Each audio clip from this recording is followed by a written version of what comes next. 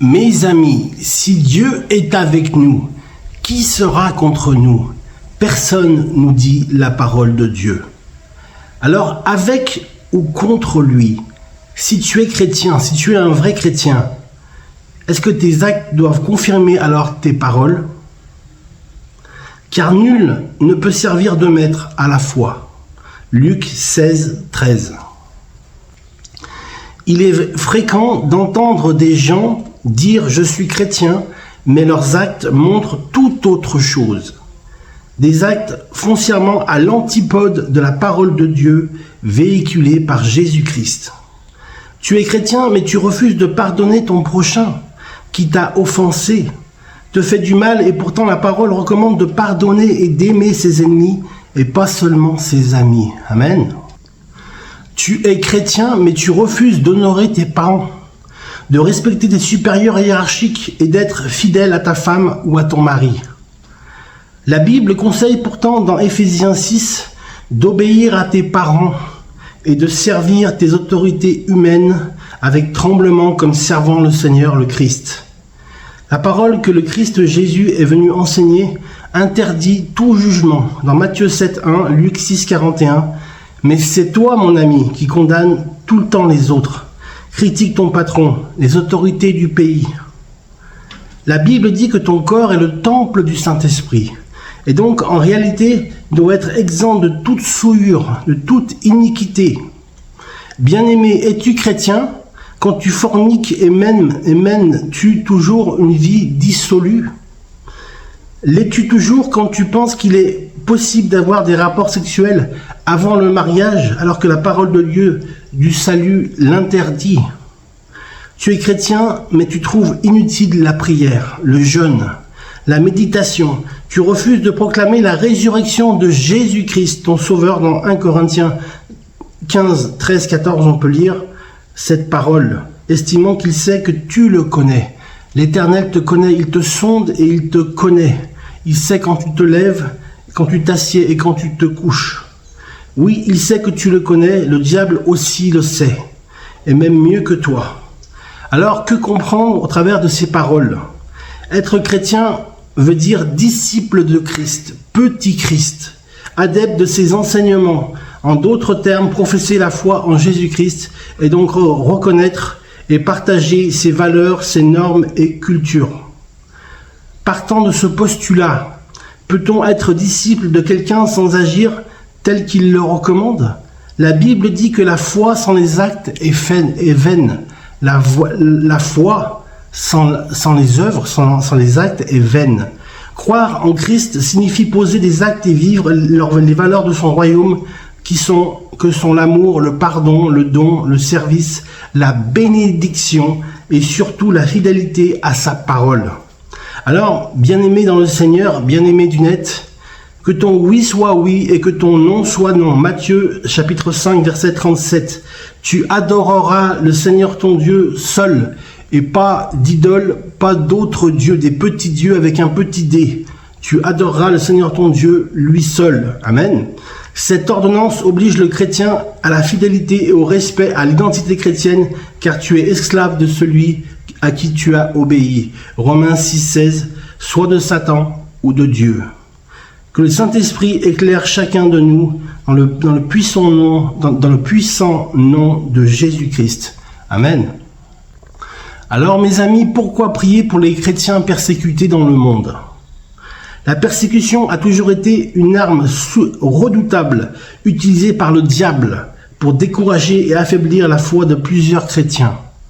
En effet, selon l'index mondial 2025 de l'ONG Porte Ouverte, plus de 388 millions de chrétiens sont exposés à des niveaux élevés de persécution. Cette tendance s'aggrave notamment en Afrique subsaharienne, où les groupes armés, les milices, les guérillas, il y a beaucoup de guérillas, et ça multiplie les attaques contre les civils et les chrétiens qui sont fortement persécutés pour leur foi chrétienne. Donc cette persécution est de plus en plus présente, et jusqu'à ce jour, sous plusieurs formes dans plusieurs pays, la persécution est un frein pour l'annonce de l'évangile dans le monde. Voici ce que la Bible recommande, Éphésiens chapitre 6, verset 18, version Louis II. Priez pour tous les saints. Amen. S-A-I-N-T-S. Face à la persécution, nous ne pouvons que prier. Nous ne pouvons pas rendre les coups car nous devons être vainqueurs du mal par le bien. Romains chapitre 12, verset 21. La prière est notre seul atout et notre seule arme. Voici 3 raisons majeures pour lesquelles nous devons prier pour les chrétiens persécutés dans le monde.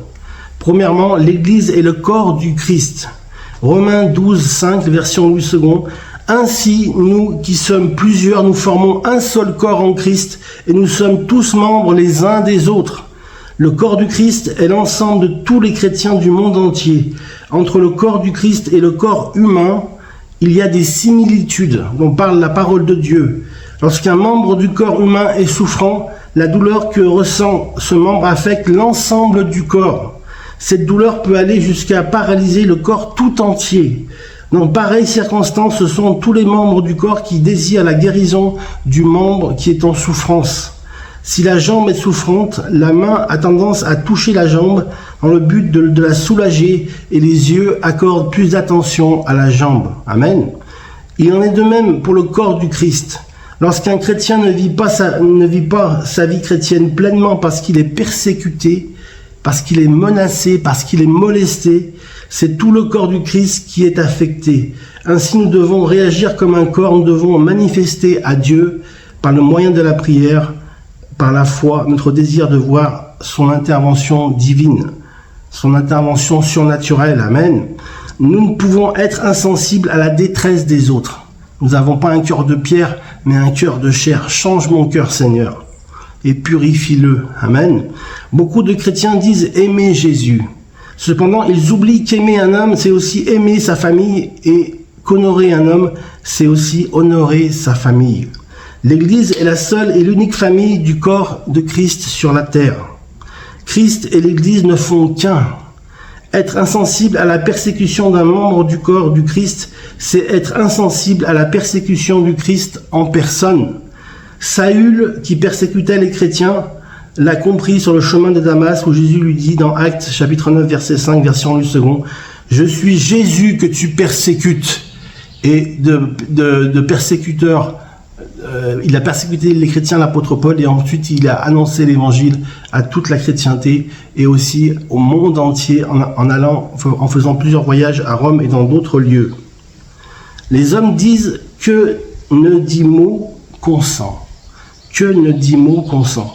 Rester silencieux, passif dans la prière et insensible face à la persécution d'un membre du corps du Christ, c'est consentir à la persécution du corps du Christ et donc du Christ lui-même. Troisièmement, personne n'est à l'abri de la persécution. Les hommes ont crucifié Jésus-Christ il y a 2000 ans et ils continuent de le faire jusqu'à ce jour. Lorsque le monde voit l'image de Christ dans les valeurs, le caractère et la vie d'un homme, le monde le persécute sous une autre forme et une forme différente. Aucun chrétien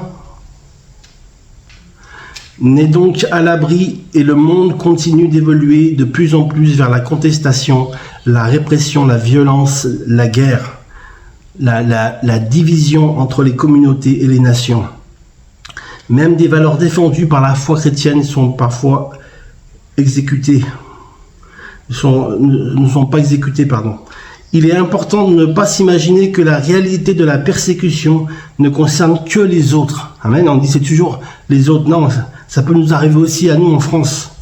Elle peut frapper à tout moment à notre porte. Nous ne sommes pas à l'abri de la persécution, même dans le monde occidental. Les ténèbres ont horreur de la lumière.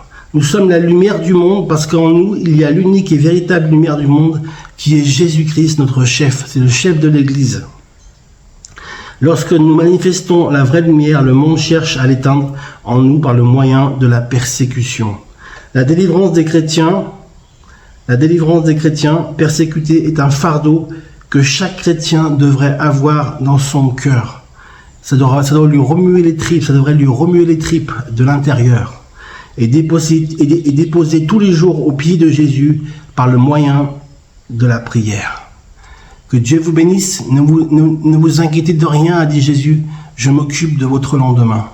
Soyez bénis mes amis, n'oubliez pas de prier pour l'Église persécutée. Elle en a vraiment besoin. Amen.